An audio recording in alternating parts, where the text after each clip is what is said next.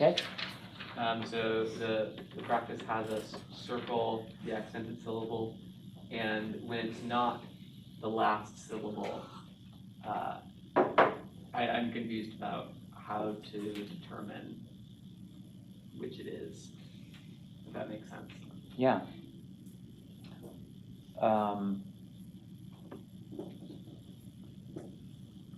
Section A. So the default, we know, is that the accent should be on the last syllable. So that's going to be the first place we go. And all of the ones in this section that don't have the accent on the last syllable are segolate nouns. Now, it would be possible that they could have given you a perfect form of the verb, because some of those, like katalti, right? Accent's not on the last syllable, katalti. And I pointed that out to you, and I said, remember, write in where the accent is, because he didn't give it to you in the paradigm of the chapter. So I was trying to help you out with that. But it doesn't look like any of these are. So let's look at some of these. So I guess the answer to the question is we know our default, accent on the last syllable, and then we learn groups of nouns or verbal forms, or later we're going to learn other forms, suffixes that can be added to verbs. We'll learn that some of them don't have the accent on the last syllable. You have to learn that as you learn that form where the accent is. And there's not really a rule in that case. It's like, think of the perfect paradigm. So we have katal, katala, katalta. You just have to learn that in that form, the accent's not on the last syllable. But in the segolates, we learned there's a class of nouns that has accent on the first syllable. They usually have two segals, but not always, if a guttural gets involved. So that's actually what they're testing here, if you're recognizing the segolates, because that's just been introduced. So all the ones that don't have the accent on the last syllable here are segolates. So melech, right? So the first thing we could do is just fall back on our vocabulary knowledge, that we learned this in the vocabulary. It had the accent on the first syllable. So on a vocabulary card, you should have that really clearly marked. If not, we could also see these two segals and become suspicious. This might be a segolate. It's probably a segolate if it has two segals. So then I would circle this one because it's the accent on this one. Now, let me give you another one here. Malachim.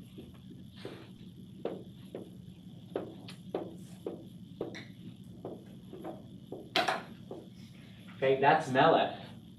So I could be tempted to think, oh, maybe the accent's in the same position. So one thing I could observe here is that it's actually a schwa. You can never have an accent over a schwa. I don't think I've made this explicit before, but it should make sense, because remember, the function of the schwa is to mark the lack of a vowel. So if there's no vowel in that syllable, it can't be accented. But the other thing that we could learn or fall back on is even though in the singular form all these segolate nouns are accented on the first syllable, they don't follow that same pattern in the plural. Remember? I mentioned this and it's discussed in the textbook. They actually have two A-class vowels in the plural form. And so it functions just like any other regular noun would function, adding the suffixes, and not like this. So we have to distinguish the singular form from the plural form. So this one, the accented syllable is the last syllable. Okay, so let's look at another one. Could you look at number 10? Sure.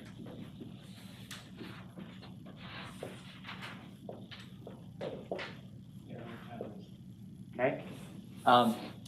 So it was in the vocabulary list. The accent's on the first syllable. And I think I used this last time as an example of a segolate noun with no segals.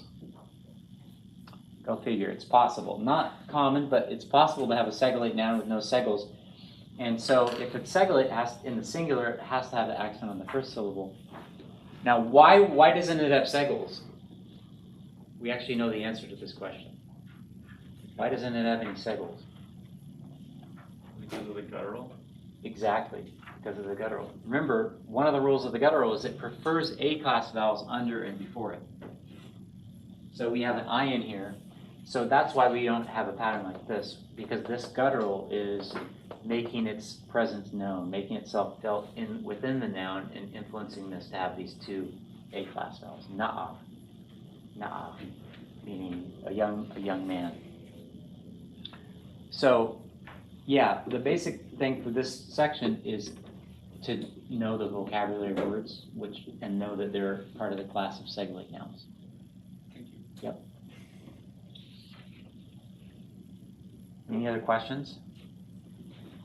There was a question about the quiz, and no one was penalized if you did it differently, but basically, just like I did with the noun paradigm, I put in Seuss just to save you some work, just to help you. You just have to add the endings to that word. So same thing here. The root is written in, and you were to just add the vowels and the suffixes to it. But it's fine if some people wrote it underneath that, or some people wrote it in this box over here. You're not penalized. It's just you had to do more work to write that, to write the root out each time. So that's fine. And also we gave partial credit. I know for most of you probably, you're just going to look and see the score right now, but I think you know kind of how you did if you compare what you wrote and if you look back in the paradigm. You gave partial credit if you got the consonants of the suffix. You got partial credit for it, but you need to get the vowels and the suffix consonants to get the full credit on these. So we won't do this very often, but for some of these fundamental paradigms, the perfect verb and the imperfect verb, and then a few other verb conjugations, you need to know it really well. So that was a question people asked. I think someone else started to say something over here. Yeah, I was just going to ask. So I'm struggling to memorize the patterns for the paradigm and verb conjugation. Do you have like a specific, like any tips or tricks on like, other than just looking at it and reading through it over and over again, which is kind of what I'm doing? It doesn't seem to be working. Is there any tricks you have? And I'm remembering, I think I mentioned to you that I had some songs which I haven't posted yet. So I'll try to do that. And I have one for the perfect and for the imperfect, and I have it in a slow form and a faster form. So that's one way. It depends on your learning style. Right. And so I can give, some suggestions. So some people are more visual. So actually looking at it and trying to look and see if there's a visual pattern that will, by observing that, and then what you do is you try to cover it up and basically to try to write it out like this without looking, and then look and see what did I get, what didn't I get.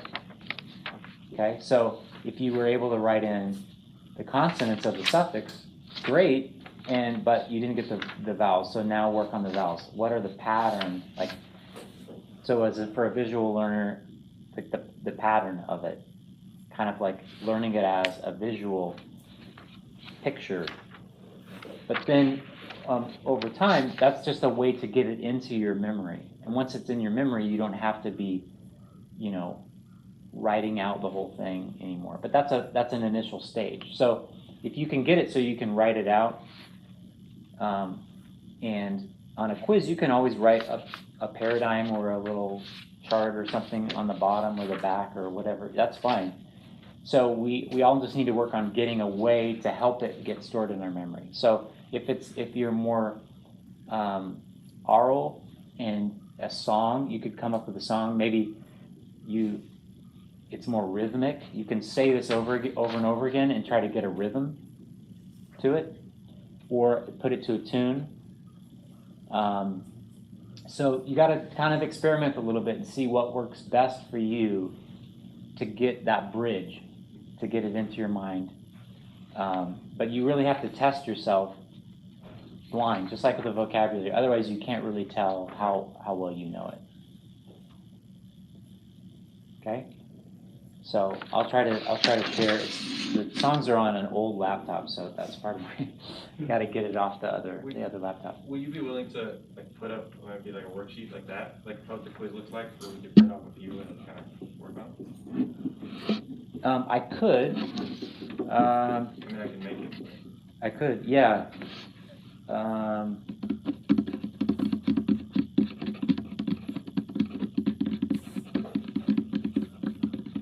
You mean like for a quiz you haven't taken yet?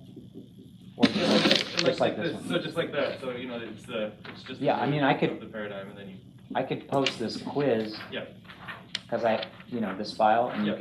you could use that. Yeah. Perfect. Yeah, but I mean, in terms of thinking about, I'm trying to tell you, here are the big ideas for each chapter, but you can do it yourself. If you look, and there's a paradigm, and it's like a main topic of the chapter. That's going to be something that you want to work on because it's fundamental knowledge. So, yeah, I mean, maybe I can make a version of this because we could also use this for the imperfect, except for the imperfect has 2 third-person forms, so this is unique to the perfect. But I could, or I guess because most of you probably don't have Hebrew fonts, but right. Yeah. And actually, don't be afraid to write things out a lot because it's actually in the writing over and over again that it helps to get it into your memory. So, yeah, if you write me an email reminder saying that, what can we get a paradigm chart, I can give you one. Yeah. Okay. Yeah. And I could make one that's applicable both to the perfect and the imperfect, I think. All right. Let us turn to our new material for today. All right? First of all, the major grammatical concept, well, actually we have 2, but the first one is the preposition. Who could give me a definition of a preposition? Dante. So a preposition, I'm not going to try and be academic about it. So a preposition being, in the, like in English, in the under, and it's kind of like, not kind of, it precedes the sentence. Again, I'm not trying to be academic about it, but like, I know what a preposition is, I just can't explain it. Okay.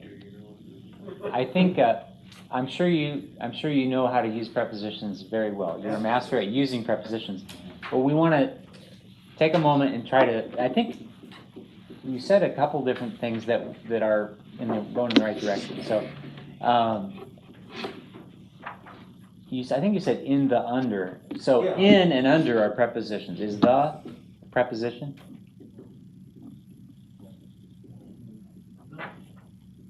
No. Doesn't. We've looked at that. That's an article, right? That's a definite article. And then you said it precedes. That's right. It precedes the noun, but not the sentence necessarily, because you also said it precedes the sentence. So it should be at the beginning of a sentence, but it's actually preceding the noun. So I think you're kind of appealing to the name of it, preposition, that it goes before. So good. I mean, there were a couple things we can build on there. There's a little bit more. Maybe we can try to put it together into a description, because I believe that you're all experts at using prepositions. Ignacio. Could I add to that and say that Yeah, add they to it. usually indicate direction or position? Okay. Direction or position. Good. Yeah.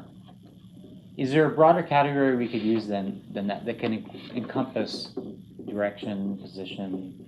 The relationship between between what? between the noun and other components in the sentence. Like Good. Direct object. Indirect object. Yeah. Good. The relationship of nouns.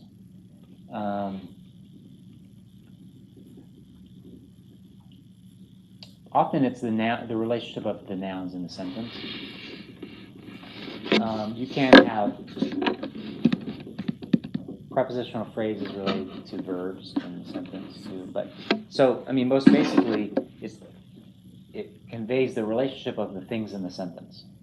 All right. So here we have pen. It's a noun. Okay. In elementary school, we maybe had the kitten or something like that. That goes in all the different positions. But let's do the pen since I have one here. I like to use a coffee cup, but I don't have coffee with me today.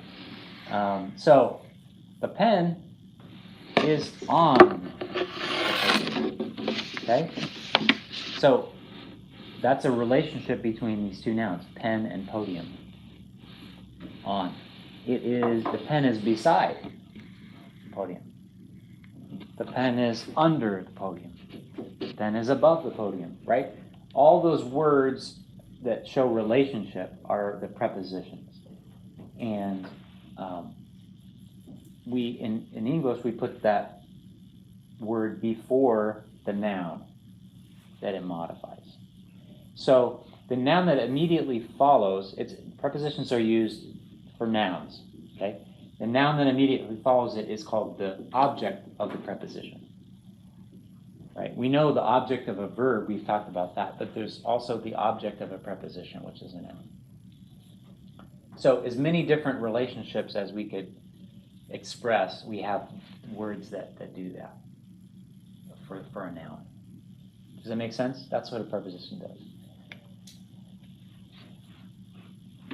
So we have a lot of prepositions in English, and prepositions are also highly idiomatic.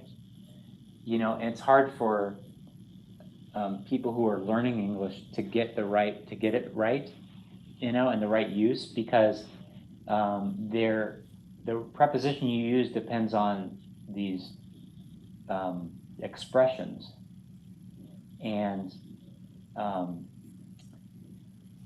so it makes it tricky. My son, who's 2, is working on his prepositions right now, and he's figured out that from is a preposition. So he just uses from all the time when there should be a preposition, whatever the preposition should be. So, will you read from me?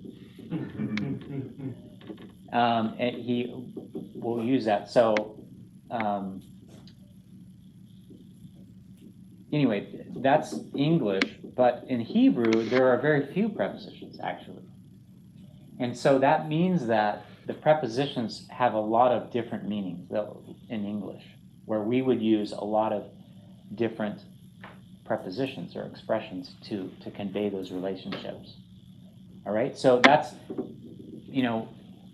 when you got to think about the two languages you're dealing with. One has few prepositions, one has a lot. That means that will result in your vocabulary list lots of meanings for the Hebrew as possibilities of translation into English. Did I see a hand at the back? I think you kind of answered. I just was wondering what idiomatic means. Oh. Does it mean like a range of meanings, or? Oh, good question. Sorry about that. An idiom is a group of words, a unit of words. And it has a different meaning than the individual words do. So you could break it down into the individual words and then try to add up those words, and you wouldn't get it because it's an expression. It's another way to say it. We would call it an expression. But it's the way certain words are combined to have their own unique meaning. Does that make sense? Yeah. Okay. Good. So in English, in Hebrew, there are some independent prepositions. Now, this is an oddity to talk about independent prepositions in English, because all of our prepositions are independent. They stand on their own. They're individual words.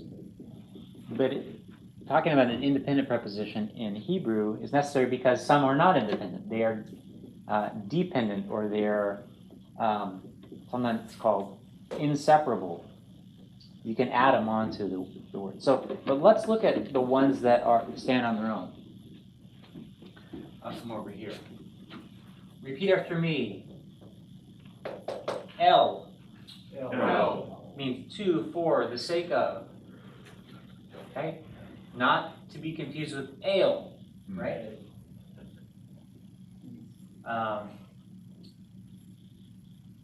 Then we have bitoch.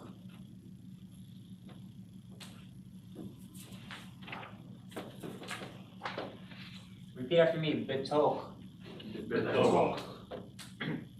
Within, in the midst of. Okay?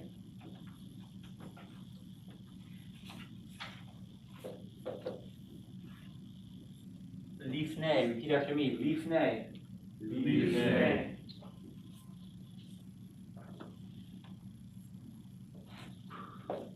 Okay, then we have min. Repeat after me, min. Min. Now min is a meaning. It's a tricky one because it can be both independent and attached. So we'll come back to that. Now we have all. Repeat after me, all. All. On account of. All is interesting because it has two different aspects to it. It can be on something both vertically and horizontally. So this is all, pen is all, the table or podium. But also my briefcase is all. Now you can't see it. The pen is all. Here, it's on horizontally. So you could be, the food on the table could be all, but someone sitting at the table could be all. One is vertical, one is horizontal. And then all can also be, can be used in expressions of above something. On or above something. Okay? So, not to be confused with L, right? It would be, because you have these two-letter words, second letter, alamed, people get these confused. L and all. But L is to, all is on. Im.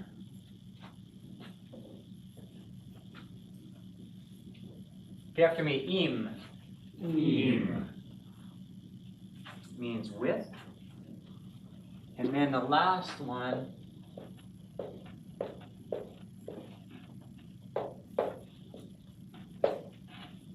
repeat after me, tachat. Repeat after me, tachat.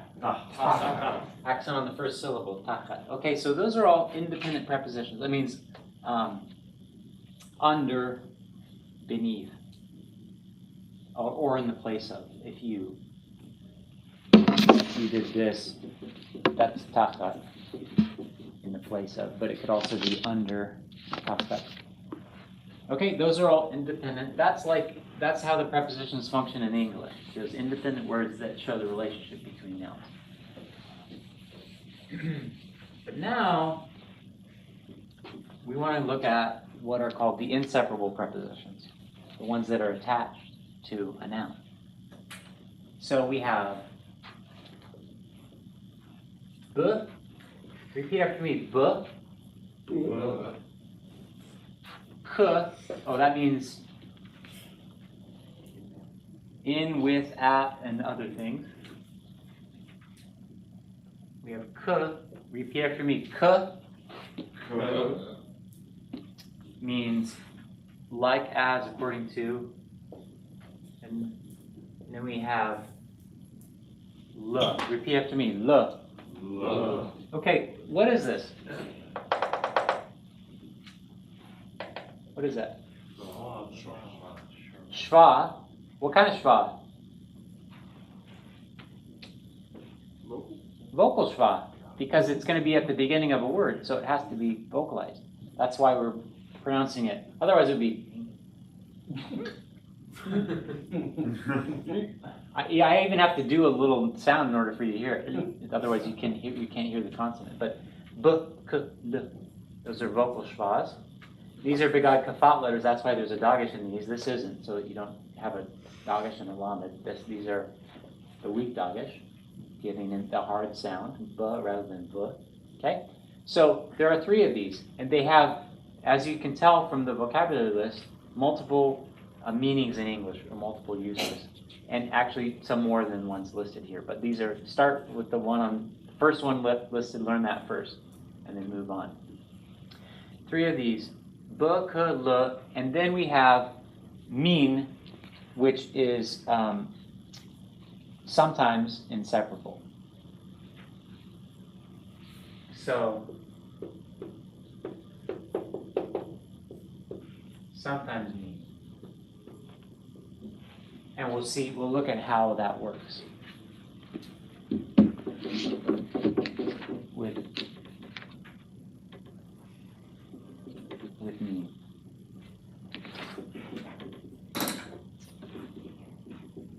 All right, so let's take our word sus, okay?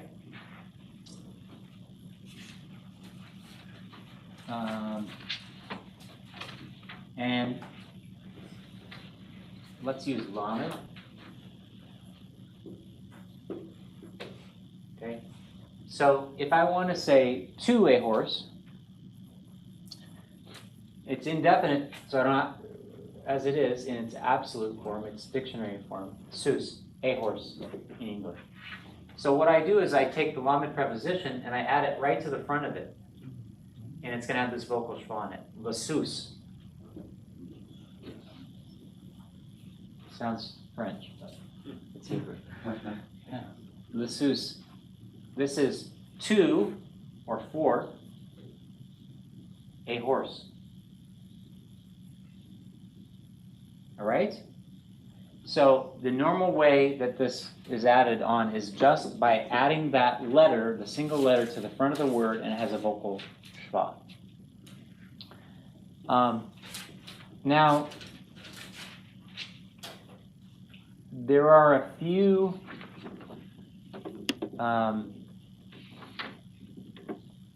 exceptions or differences. So, if it already begins with a schwa, let me see here. I think that there's an olive.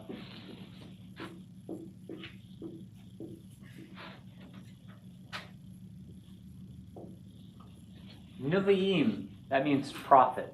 That's prophets, plural. Navi is a singular prophet. Nevi'im is plural, masculine plural. Repeat after me, Nevi'im. Nevi'im. The name of the second division of the Hebrew canon, the prophets, Nevi'im. Now I want to say two prophets. Two prophets. So I'm going to add this lamed with a vocal schwa. Now, we have two vocal schwas together because this is already a vocal schwa and this is a vocal schwa. You can't have two vocal schwas together. You can't have linen. You can't say that. Okay? So it's really very simple. It's very simple how to resolve this. Do you want to see? Are you ready? It's very simple. You just remove one dot and you get a, what's this called? I hear some mumbling. It might be the masks or it might be a lack of confidence here. Who's? Nope. Don't confuse shirik and chirik. Chirik, it's a chirik. Now it's pronounced linvim. Repeat after me, linvim. Okay, so if it already begins with a schwa, the schwa on the preposition turns to a chirik. Now, one other one.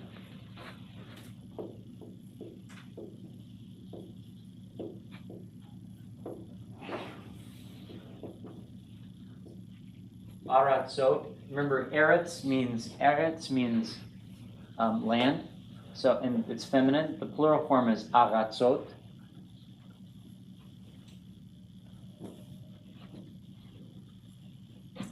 And so if I want to say in land, this is really a type of schwa, isn't it? See that, the two dots on the side, the chatif patach is really a type of schwa. So we have a similar situation. You guys see over here? Sorry about that. It's a little bit low. I should have put it up high. But what happens is that the vowel or the schwa matches the vowel class of the chatef. So then you get this as a patach. So it's not a schwa because you can't have two in a row, but it matches the vowel class of the chatef patach, of the chatef, whatever the chatef is. So it's ba'aratzot. Repeat after me, ba'aratzot. Okay, in lands.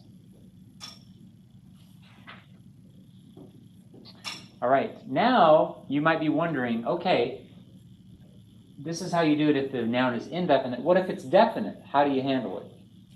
All right, so good question. Let's go back to the raw noun here. Okay, sus, horse. We want to make it definite. What are we going to do? Add to make it definite? Ha. Okay, ha. What else?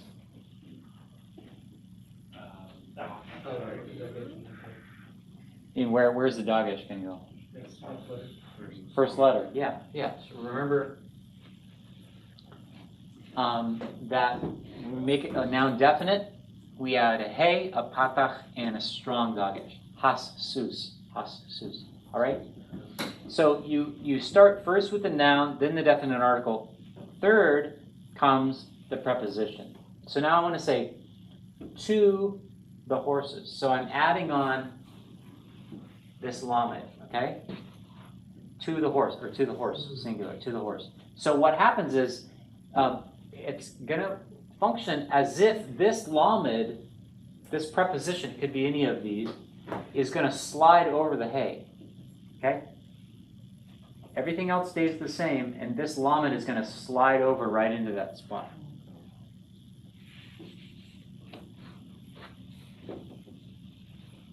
And so now I have las sus. Okay? To the horse. It's definite. So we see the lamed preposition and we see the noun horse. How do we know it's definite? We know it's definite by this strong dagesh and by this patach. Because if it was indefinite, it'd be lusus, but it's las sus. You see that? So that's how you add the inseparable preposition to a definite noun. First of all, you add on however the article should be on that noun, right? Usually it's like this, but sometimes we have some variations. You add it on according to those rules that we've learned so far, and then you slide the inseparable preposition over the hey of the definite article, leaving everything else that's there in place. Those are your signs that it's definite.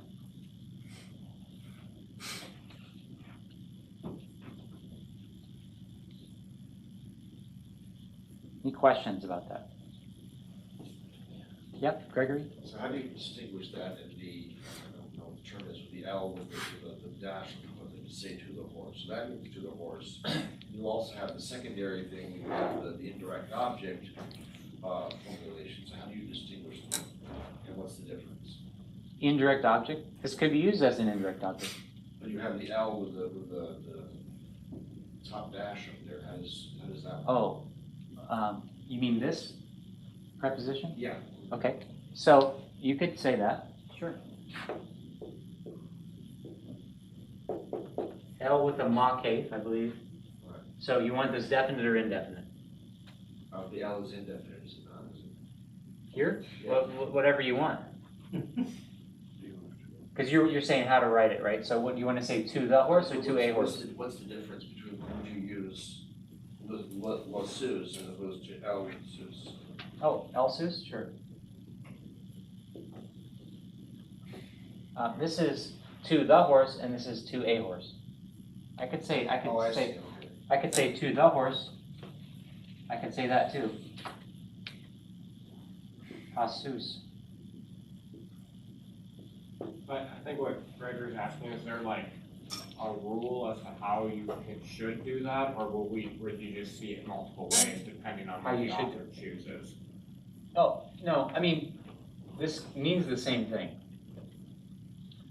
Las sus, to the horse, and el hasus, to the horse. They mean the same thing. Whichever way you want to say it. Okay. So the difference is that el doesn't have all the other meanings that le does. So in this case, if the meaning is two, you can do it either way. But if it's four, you can't use L for four. Four is, so you have a number of different meanings that llama can be used for. Does that make sense?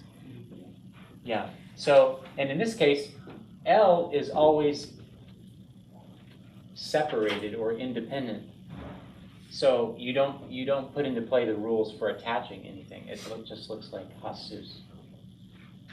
Okay. So let's do mean now. Mean is the meanie, because mean is a double agent. Mean is a double agent. Mean is an independent preposition, and mean is also an inseparable preposition, or one that attaches. It does both. Usually, if the noun is definite, Jesus, you're going to have it like this. From the horse. Min Jesus. Min Jesus. Okay? But if I wanted to say from a horse, what I'm going to do is I'm going to take this and I'm going to attach this to the front here of this word. Now, something that we have not yet encountered is a characteristic of the consonant nun. All right? We know that we learned all these letters into these big, broad categories like consonant and vowels, and then we start breaking them down into subcategories like the Begad Kafat consonants, or the gutturals, or A-class vowels versus other classes of vowels, right? We started to learn them into smaller groups. And you can get down to where there are certain characteristics of just that one letter. And so this letter nun has a special characteristic, which is that it can assimilate to the following consonant. By assimilate, it means it matches it. So nun is a copycat. So we could write this like this without the final nun, just the medial nun. And so what's going to happen is that nun is going to match to that first letter. And that becomes his. I'm sorry, mis. Mis. Now the way we write, how do we write a doubled consonant in Hebrew? What doubles a consonant? Dagesh. So the way you write this is with the strong dagesh, the doubling dagesh. So the way that this resolves then is missus. Missus. So it functions like one of these, except it has the chirik, and then it has that nun assimilating and creating a strong dagesh with the first letter. So this is from a horse. Missus, from a horse.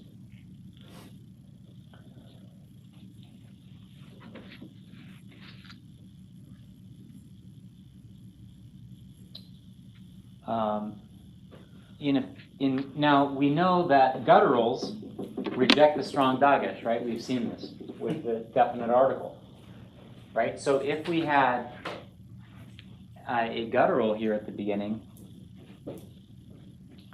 let's say av, that's one of our favorite guttural ones, and we're going to try to add this mean to it, the aleph will reject the strong dagesh. It's not going to double. It's not going to take it.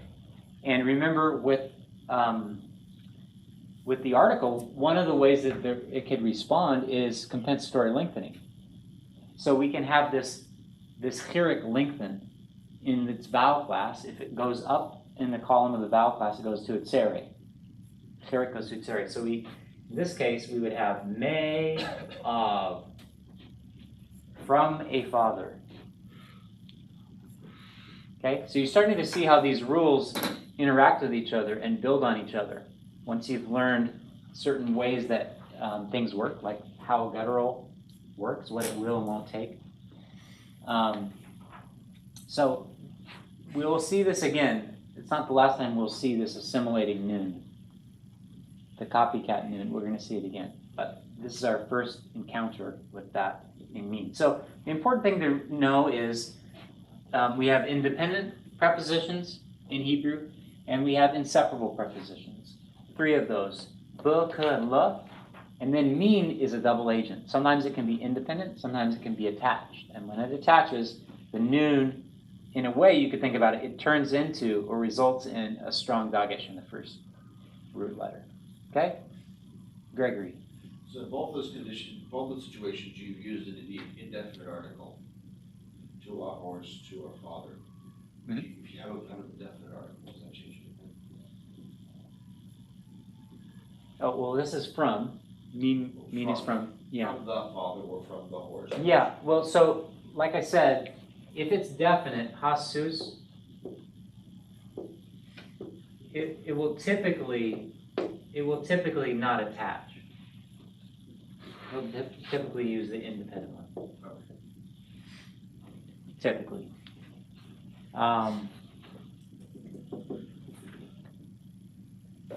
If not, in a rare case, you could have it like this kind of a result because you have a guttural hip.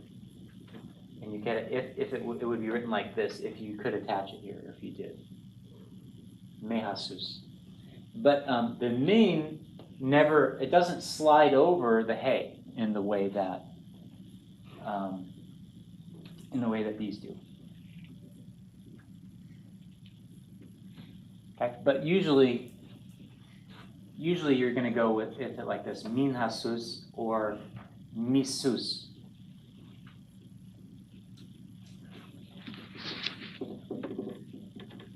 All right, any questions about the prepositions?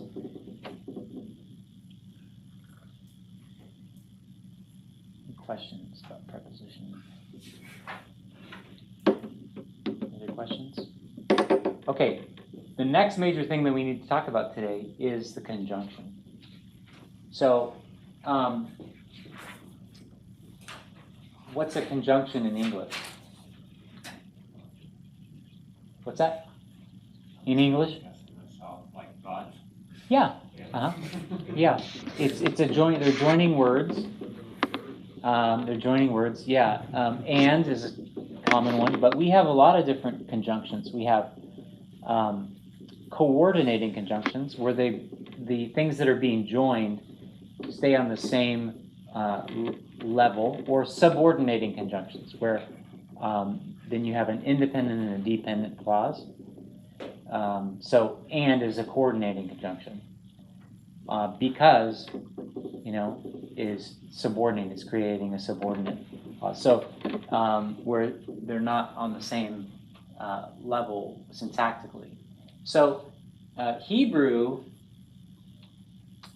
doesn't have a lot. It does have some, but not as many subordinating words. And so you don't have complex sentence structures for the most part in Hebrew, like you do in Greek. Greek has a lot of very complex sentence structures and with subordinations. Hebrew basically likes to keep things coordinated and just say and this, and this, and this, and this. And so we have the kind of heavy duty or most commonly used conjunction is the conjunction v. Now, the reason we learn it here is because it has many similarities with the inseparable preposition. It has a schwa, and it's attached to the front of a noun. Okay, repeat after me, v.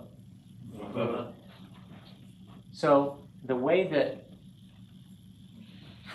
you do this is you just like with the inseparable prepositions.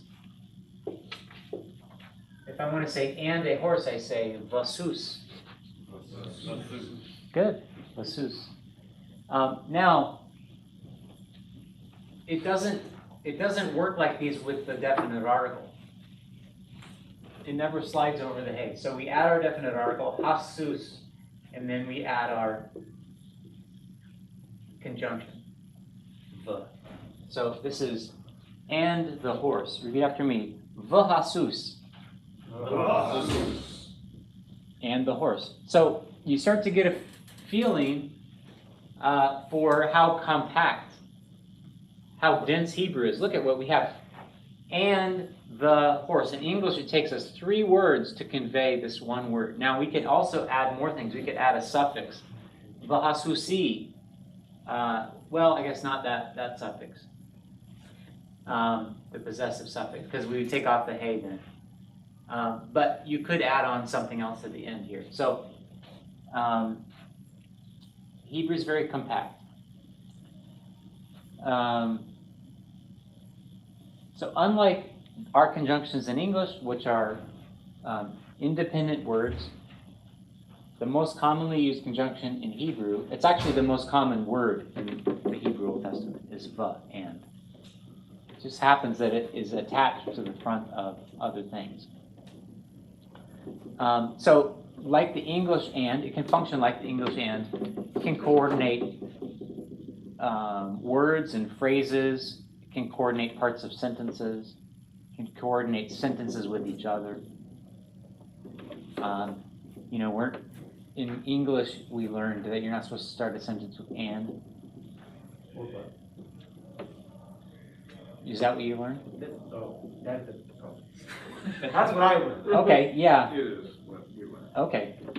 I think that beginning with but is probably more acceptable, but then you get older and you mature and you find that there are reasons to break some rules, right? But you've got to learn the rule first. Hebrew doesn't follow that rule. In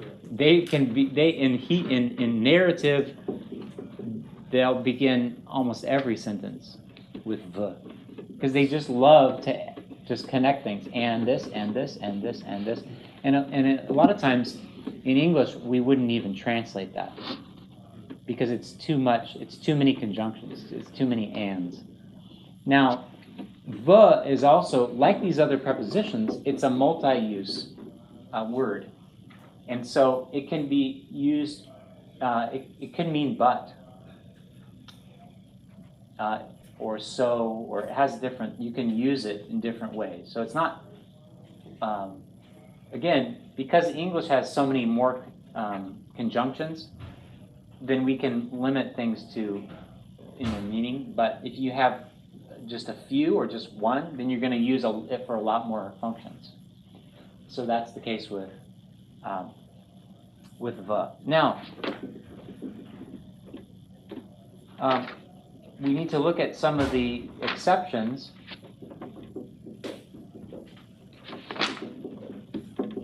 Just like we did with the prepositions. Like the prepositions, inseparable prepositions, if it begins with a chater, we'll have a different outcome. So, chater, chater, aratzot, aratzot. So if I'm going to add this vav here, what's going to happen? I'm going to have 2 shvas in a row, right? Just like I did with these prepositions. So it's going to do the same thing like we saw here. It's going to match the vowel in the chater. So this is va'aratzot. That's 2 ahs in a row. Va'aratzot. Repeat after me. Va'aratzot. Va'aratzot. Good. And lands. And lands. Now,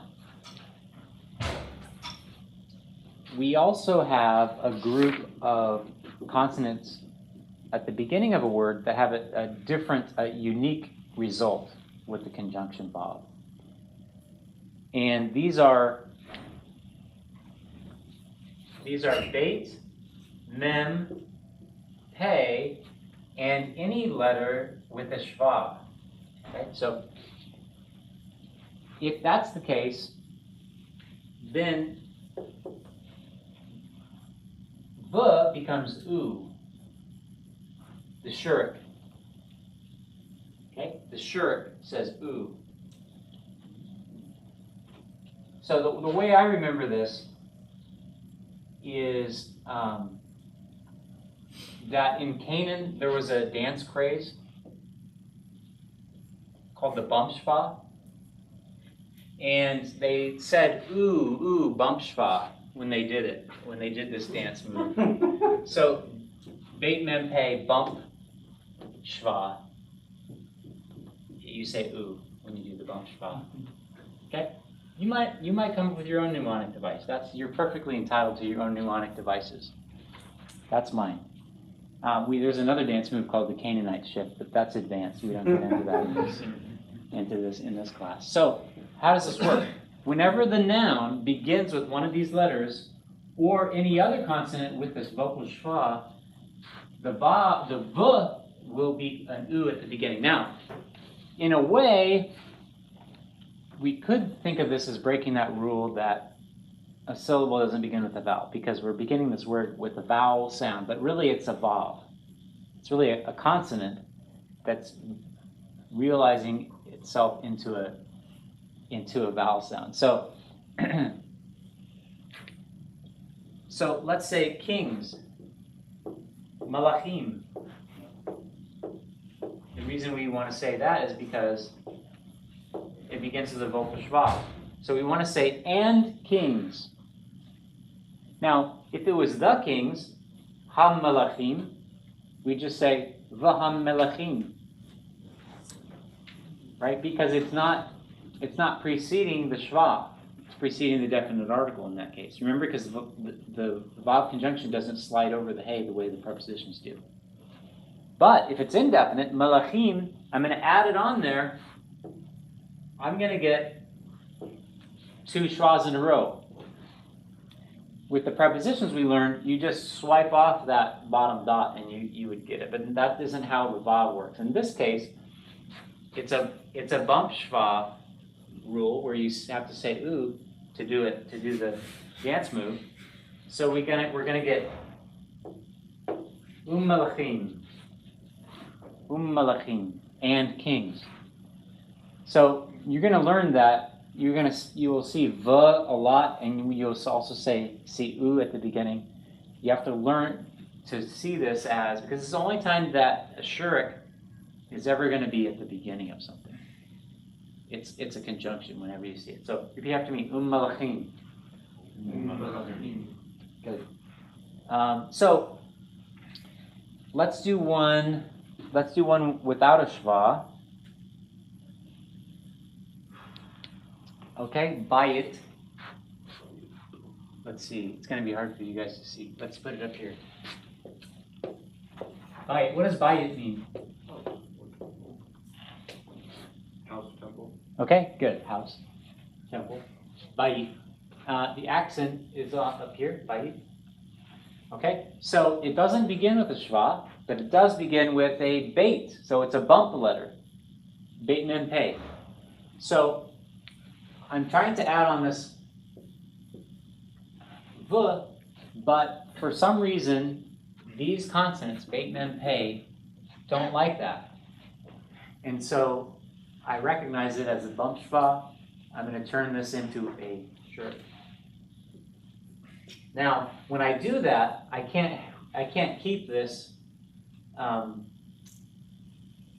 dagesh here because it's preceded by a vowel sound. So now I have uvayit. Uvayit. Repeat after me. Uvayit. Uvayit. Uvayit means and a house or and a temple.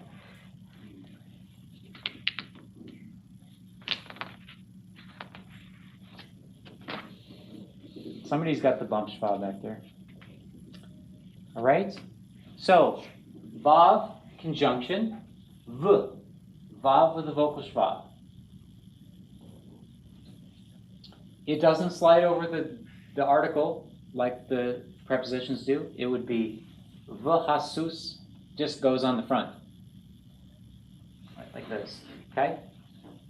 Like the inseparable preposition, if it's followed by a chatef vowel, whatever the vowel in the chatef is, it's going to match. Va'aratim. And lands. Okay? And then in cases where the noun to which is attached, begins with a bait, a mem, a pei, or any other letter with a shva, you'll say u. You'll do the u bump shva. Okay, like malachim and kings. Any questions about the vav conjunction? Let's look at it in some sentences. And I don't have enough space left on the board and enough time to write them all out, write out examples for you. So let's use the examples in the book. Look at page 52, please.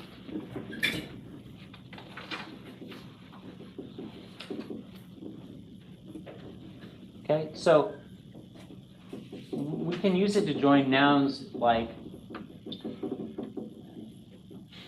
melech v'sus, a king and a horse. Just joining those two nouns together. But we can also join things within the sentence together in the way that they function to make them into a unit. All right, so look at the first example, 9.17. The use of the vav conjunction. Are you with me? Okay. Repeat after me each word in the sentence. Halachu. Halachu. Ha'ish. Ha'ish.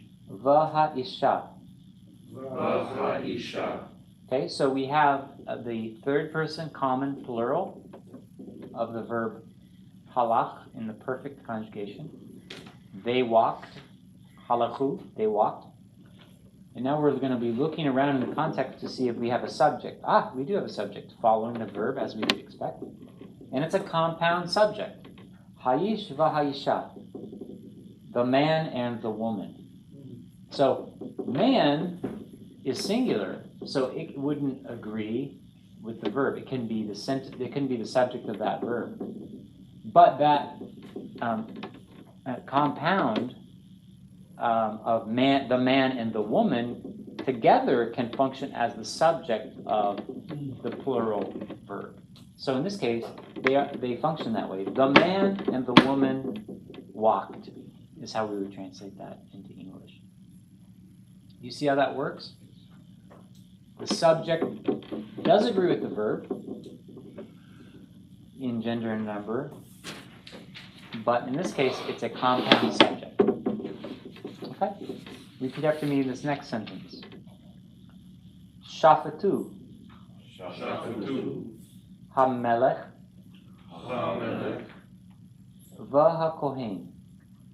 V'hakohen. Okay? Remember that hays are just, they're not chetz. So it's Hamelech V'hakohen, not Chamelech, Chakohen. Okay? That's hey there. So we have something similar. Now we have Shafatu, they judged. And then we have a compound subject, the king and the priest.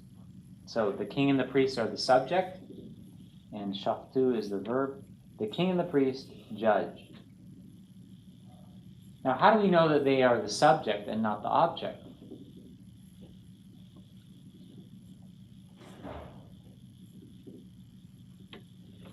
Gregory? Because you don't have the preposition, the object preposition. Okay. You're almost there. You've almost got it. The preposition isn't the right word, but you've almost got it. I think you know what you're talking about. What is that word? Et, right. It's actually the term for it is a particle. It's not a preposition. It's a particle, a function word in the sentence that has no translational value. It just has a functional value in the sentence. So, right, if these were the objects, they must have the et because they're definite direct objects. Now, if they were indefinite, there would be some ambiguity. It could be, if we had shafatu melech v'kohen, could be they judged a king and a priest. Okay, there would be some ambiguity unless the context made it clear, okay, which it probably would. But since it's definite, they cannot be the object. Yep. If you had the and direct object with the and going in front of the It goes in front of the et. Yeah. Wherever it's being joined. It functions much like English in this way. And actually, in the next example, we see it. So let's look at the next example. I think that might answer your question. So repeat after me. Shalach. Shalach. Et hanavi. Et hanavi. Va'et hakohen. Va'et hakohen. Okay, so here we have a third person masculine singular, perfect verb. Shalach, he sent. And now we have et, so we know immediately these are definite direct objects. Okay? He sent et hanavi, the prophet, va'et hakohen, and the priest. So the and is between the two things that are coordinated with each other. This is a compound object. So we had a compound subject in the previous sentences, and now we have a compound object. Both Navi and Kohen are functioning together as the objects of the verb shalach. Let's do one more. Ready? Shamar. Shamar. Et hanavi. Et hanavi. Va'et hakohen. Va'et hakohen. Okay, Shamar, he kept or guarded. Et hanavi, the prophet is the object of the guarding or keeping. Va'et hakohen, and the priest is the other part of that compound object. So he guarded the prophet and the priest.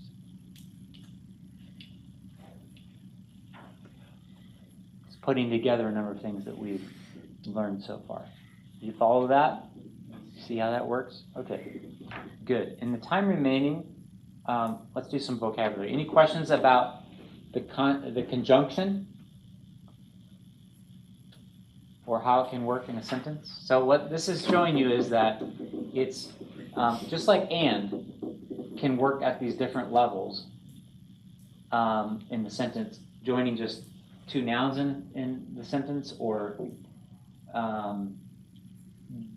joining things that can function as compound subject or compound object, or joining clauses within a sentence. We don't really have that here, but they can join clauses within a sentence. They can join whole sentences with other sentences in Hebrew, despite English style of not wanting to start sentences with and. Hebrews love to do that. All right, so let's look at the vocabulary list and spend some time, the time that's remaining.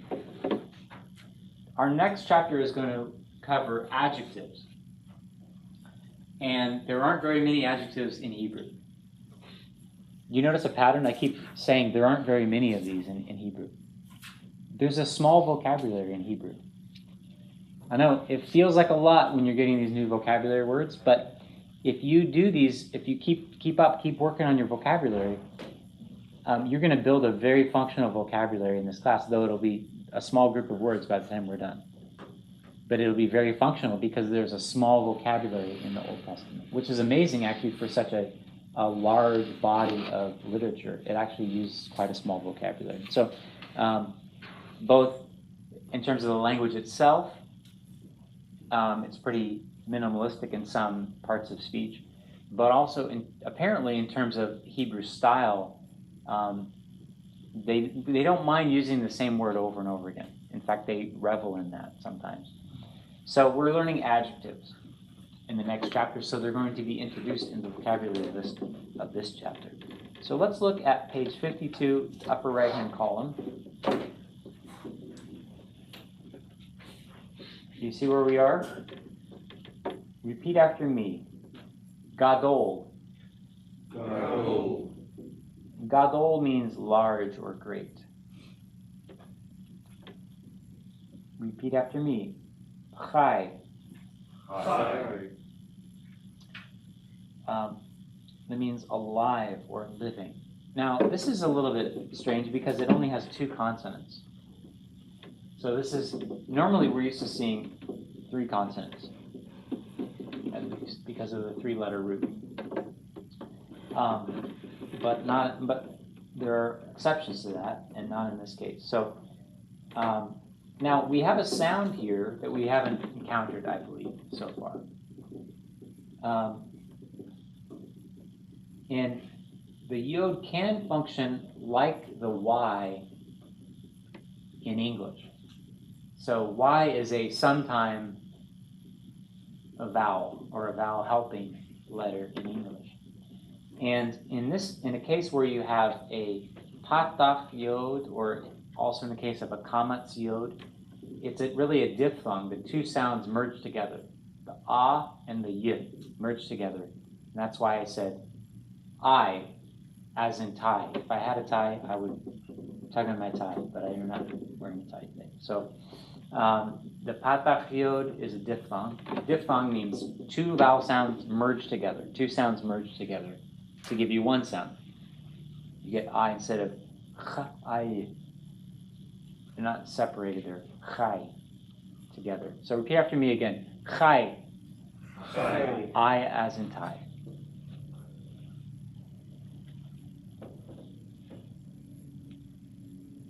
Okay, repeat after me. We have to make two guttural sounds in a row here. Are you ready? We have to make two sounds. Chacham. Okay, two ah sounds. Chacham. Try it again. Chacham. Okay, so they're both. So the tendency is probably going to make one like a hey, like chacham or chacham, but you got to make them both as that guttural sound, and both with the vowel ah sound. Chacham means wise or skillful, and the noun is very important. The noun is chokhmah, wisdom, chokhmah, and in the early chapters of the book of Proverbs, the prologue to Proverbs, we have Lady Wisdom. She's called Chokhmah, wisdom. This is the adjective related to that verb. I'm sorry, that noun. Okay? Excellent. Some of the words we've been talking about in Leviticus in Old Testament class are popping up here. Great. Repeat after me this next one. Tahor. Tahor. Tahor means clean or pure. And it means ritually clean. It doesn't mean clean like you just took a shower and you're spick and span. It doesn't mean clean. That's not what clean means here. It means it's a ritual category. This word is a technical ritual term, tahor. Okay? Another one that we've already talked about, that we've already learned. Repeat after me. Tov. Tov means good. All the affirmations in Genesis 1 of the creation, that it's beneficial, as I argued in the Old Testament, beneficial for humanity, it's good for humans, are God's affirmations that it's Tov, it's good. And then finally, it's Tov Meod. Meod means very. So, Tov Meod, it's very good. All right, here's another one of those ritual words. Repeat after me. Tameh. Silent aleph. Tameh means unclean or impure in a ritual sense. So it's the opposite of tahor.